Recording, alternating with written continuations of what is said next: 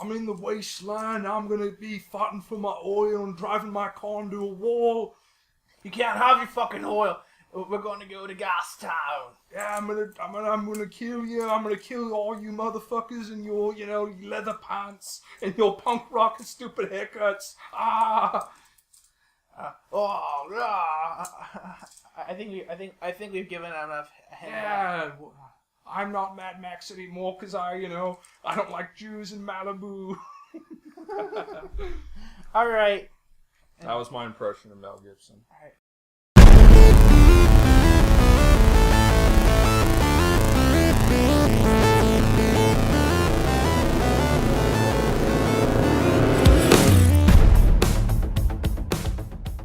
Hey everyone, welcome to Movies, where we talk about all kinds of fucking movies. Like I've said before, movies you like, movies you don't like, movies you'll probably never see, movies maybe you'll see, but we fucking talk about it. Movies in the theater, movies on Netflix, movies on premium channels, whatever the fucking movies we deem worthy.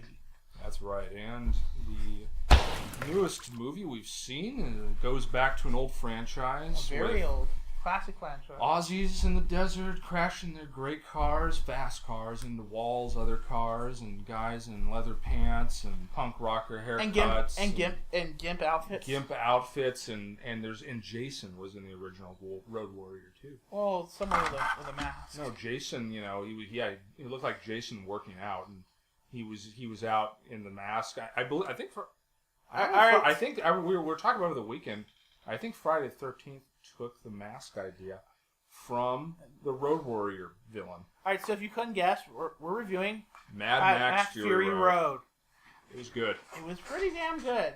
Yeah, if you want to watch some non-stop action. Yeah. Non-stop action. Non-stop. Some crazy. No breathers. No, and in fact, a lot of this, no CGI. Not a lot of CGI. No, real cars crashing into real fucking cars. Well, explosions. I love those. Explosions. That's one of the best things I was looking for. This film was George Miller and his great, real life stunts he does. Yeah, of course. He really brought back the old franchise. If you missed the old franchise, this really kind of came back to it. It brought to the mind, honestly, of Twisted fucking Metal. If anybody's played the Twisted Metal game, Of course they have. It's basically like they reworking on the game. I mean, the fact you had. What was that? One of my favorite parts of the movie is you have a guy on a freaking, hanging on strings, rocking a devil and a guitar with a flamethrower on it. There's a scene with a guy with a guitar and he's got speakers behind him and he's just having the best concert you ever see, just roasting dudes. It's like every crazy metalhead's dream is to have a flamethrower guitar and just while being driven around. Yeah, he's being driven around and there's good-looking women.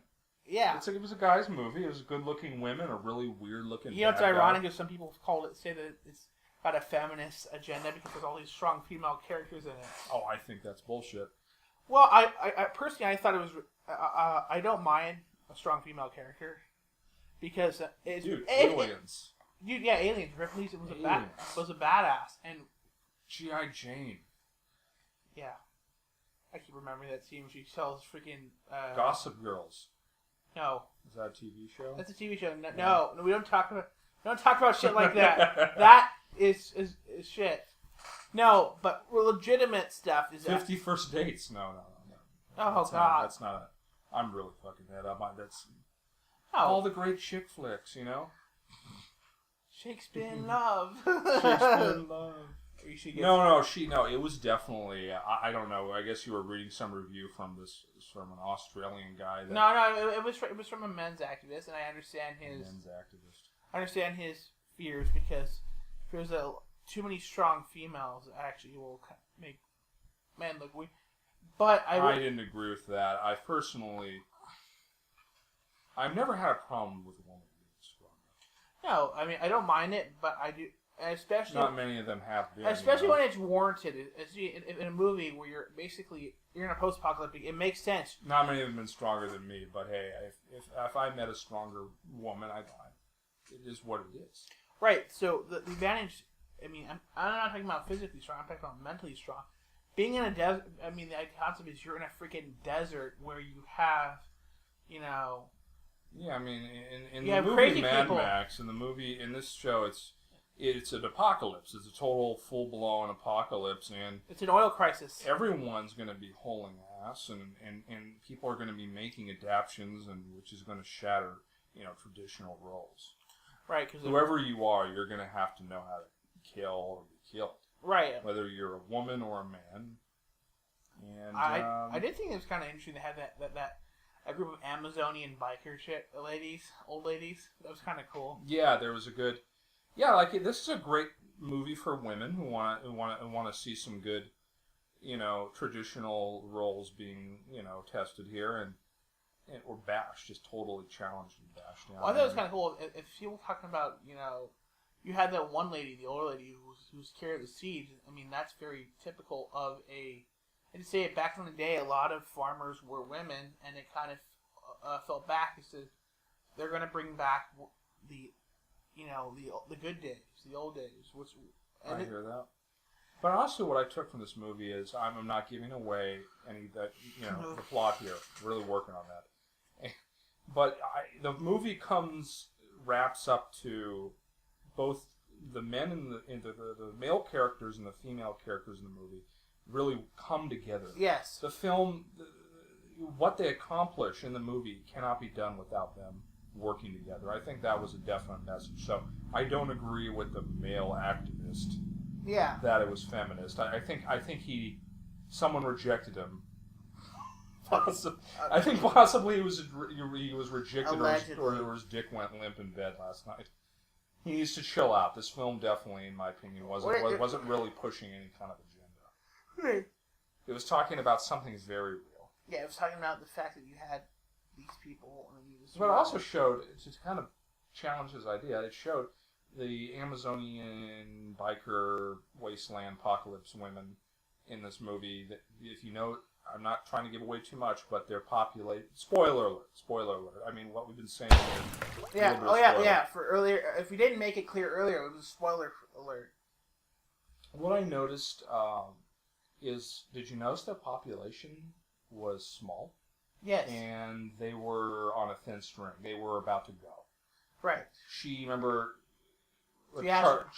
Charlize Theron. Charlize Theron gets to them, and they kind of are, remember in the good old times with like what happened to everybody, and it shrunk. So because I think there was a definite it was implied in the film that, the sexes have to work together to get things done. Right, and also keep in mind that if you look at the and Mad Max, definitely this character Mad Max, he really wasn't he was just operating from such a the character's crazy. That's to be expected. He's in an apocalypse and is working to survive all day. I don't think your mind is going to be completely on tight, but he didn't. If you notice, he didn't judge any of his women. He was beating. There's a scene where he's fighting with Charlize Theron, and they're really beating the shit out. He wasn't going light or anything, man. Yeah. He was saying, "Hey, I'm taking you head on." Yeah. And she was, challenging him pretty well. Which is expected. I mean, you're in an apocalypse. That's gonna happen. And there's some other really attractive women in this, who are also really, really smart and fun and cool and very brave and strong. And it definitely was a good message. Well, it's also a story of kind of overcoming, oppressors. I mean, you had this guy who was running a quorum. No, harem. You mean he had this harem. Yeah. Running a harem. All right, I'm gonna end it. All right, so he was running this harem, and he also was running the society where he basically was pumping water out of the ground and basically being a tyrant with water. Yeah, he was starving this population of people in order to control them. We've all heard of that before. Yeah, I mean, the interesting part is he leaves. And this is kind of a spoiler. Basically, Mad Max. The Mad Max world is our world without a sports coat. Yeah. I mean, it could be this freaking Sonora Desert of how much stuff was there. Yeah. Anyway, it was a beautiful movie. I liked it personally. Costumes awesome. the cars. characters, the expressions on these characters, how they got the Mad Max character. He was having hallucinations, and he was, really... PTS. Yeah, he was really struggling with his sanity, and they captured that well, and they captured the mental breakdown of the human mind in an apocalypse situation of that magnitude, especially when you're very alone. Well. Yeah, and they capture just how untrusting he was. And well, where they filmed it was how the filming locations were awesome. The costumes of the characters were awesome. Expressions, the action was great. There was live stunts, very little CGI. Yeah. If any, there was little bits they put in here and there, but it was overall great. I really appreciate. I always appreciate films with live action because you just don't get it anymore. Well, and it's rated R. They've been don't watering down so many of these action films. Yeah, a lot of the action films are not rated R, and those that are typically just dumb. I mean, Expendables. Yeah, Expendables. More like Removables. Get them the fuck out of here. More like Or the one like the retiretables. I heard Steven Seagal's going to be in the next Expendables. Guess what? I'm not going to see it. I'm Steven Seagal. I didn't see the last Expendables because I knew it was going to be just stupid shit. I practice Aikido. It's like, come and pay $13 to see, basically these old actors from the 80s, act really badly and the action sucks and the plot sucks. I practice Aikido. Yeah, it's the art of balance. So I guess you're really good at balancing if you're a fat guy like that. That's very offensive too.